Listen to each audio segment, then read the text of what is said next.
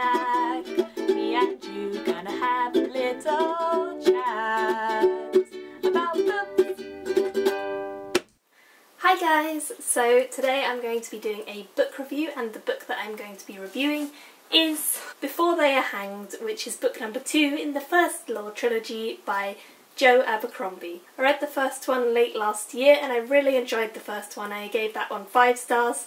This one did not quite live up to that hype for me, and it wasn't quite as good as the first one for a few different reasons, but let's just get started with the review. This is non-spoiler, so don't worry if you haven't read the first one. This story is kind of set in a normal fantasy world, nothing overly different about the world. It's got different kingdoms and there are different places, like up in the north there's all these kind of tribes and things like that, and down south there are the kingdoms, and then there's big open plains and all sorts of different terrains that you get to see in this book. So this book does continue on from the first one in that it picks up the storyline quite quickly after where the other one finishes, and if you don't remember the first one then you're going to be a little bit confused when you get back into this one, because it takes a little bit of time to remember who everyone is. But if you just read straight from the first to the second it might be better. I took a little bit of a break and I probably shouldn't have. Really interesting story, even though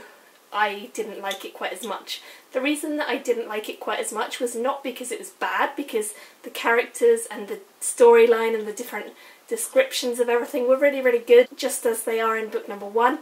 But I think that book number 1 was really introducing the world and kind of getting us to know all these different characters and really showing us a lot about everything at once, whereas this one focuses on lots of different places parallel to one another, and it's kind of an in-between story. That's what it felt like to me. It felt like this book was mostly setting up for book number 3, whilst book number 1 set up the entire world. This one was kind of just a follow-on, and it was good in places. There were bits that I laughed at and there were bits that I thought were really well described and really well written, but actually it wasn't the best story. Like, there's not that much that really happens that's really kind of action-packed, and it doesn't grab my attention as much as the first one. However, one of the things that I would definitely say about the story is that Joe Abercrombie, his characters are insane because they are so detailed and so easy to imagine. The descriptions that he writes for them are just very, very believable, and they're very fun characters to enjoy. And the good thing about them as well is that they're not all nice characters. Some of them are really nasty, some of them are gritty, a lot of them have dark backstories or dark inner thoughts that we see them as the reader, and that's really cool. So I felt like there were different sections that I really enjoyed myself. There were different things going on all across the world, and Watzke, who is basically interrogator slash torturer, he was actually one of my favourite characters in book number 1, and he continued to be so in this book. I really enjoyed his character because he was in quite a good environment throughout the story. He was on the forefront of political mayhem. There's a big war that's going to start and he's right in the middle of trying to negotiate how that's going to happen and whether he needs to defend or attack and so on. But his thoughts and his little quotes and things that he was thinking to himself were just really funny, and I really liked his character. I think he's very, very genuine. He is very dark as well. Like, he definitely has a dark personality to him because of things that have happened in his past, but he's just such a fun character, and although he is kind of evil and he's a little bit unremorseful in some things that he does that are quite questionable, we do still like him because we're just rooting for him because of what's happened to him, and he's just such a good character. Not good as in he is a nice person, but good as in he's so believable and entertaining to read about. I also quite enjoyed the sections that had Dogman and Three Trees and Doe and the other Northmen, because they're kind of like tribesmen, and that's a really different culture to what I'm used to reading, and I really, really like tribe cultures and sort of the bond that little groups and gangs have, and I think that it's a really nice quality to see their friendship as a group. They all have a lot of grit and determination to them as well, because they live out in the wilds, they don't live in a city. They're very rugged around the edges, but they're so funny to read, and they're just enjoyable people to listen to their story.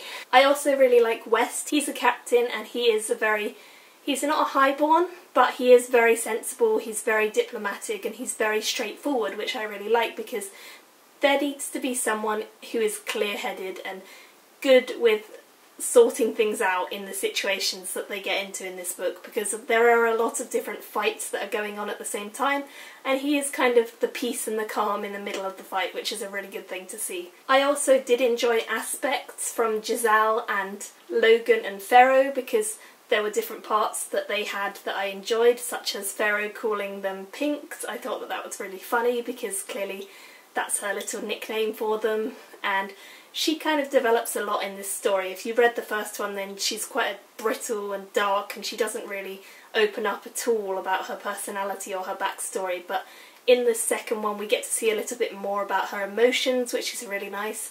Also, Logan is kind of like the peacekeeper between the whole of the group, and he's very much trying to get everyone on his side and just get everyone to get along. He's very calm and he's friendly and he's jokey, which is a lovely thing to see in a book like this, which is quite dark in reality.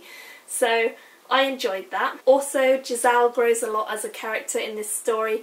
He was quite obnoxious and stuck up in book number 1, and he does begin this story that way as well, but he does grow a lot as a character. Something very bad happens to him and things change. His perspective on life changes, and that's really, really interesting to see, because we get a whole new idea about what he's actually like and what he values, and that's really, really good to see.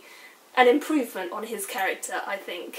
One of the big disappointments in this book for me was the character of Bayaz. I actually really enjoyed Bayaz in book number 1. I thought he was really interesting and fun. He was very commanding and he was very much in charge of everything. Whereas in this book it felt like he was a little bit out of control of everything, and he was very grumpy, quite aggressive a lot of the time as well, and I didn't really like his character. I felt like it wasn't a true reflection of his character in book number 1, and I'm not sure why that really changed.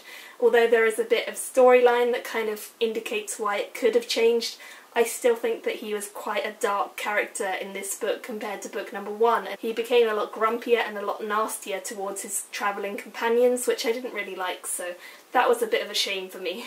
On the whole, I would say that this book was pretty good. It wasn't really good, it wasn't up there with book number 1, but I feel like book number 3 should be back up there, because I feel like this is definitely setting up for something really, really big to happen in book number 3, and I really, really love Joe Abercrombie's writing style. I will definitely be carrying on with this series. I do already have book number 3, so there's no chance that I won't carry on, but I just was hoping for a little bit more from this story. So I ended up giving this one a 3.5 stars out of 5, which is decent. It was a good read. I enjoyed it, but I would say that it's not quite up to the standard of book number 1. So hopefully book number 3 is. Let me know if you have read this series what you thought of book number 3. Please don't leave any spoilers because I haven't read it yet. But I would love to know what you thought of this book, the first book, book number 3, just the whole series. So thank you guys for watching, and I will see you all very, very soon in my next video. Bye! Me and you gonna have a little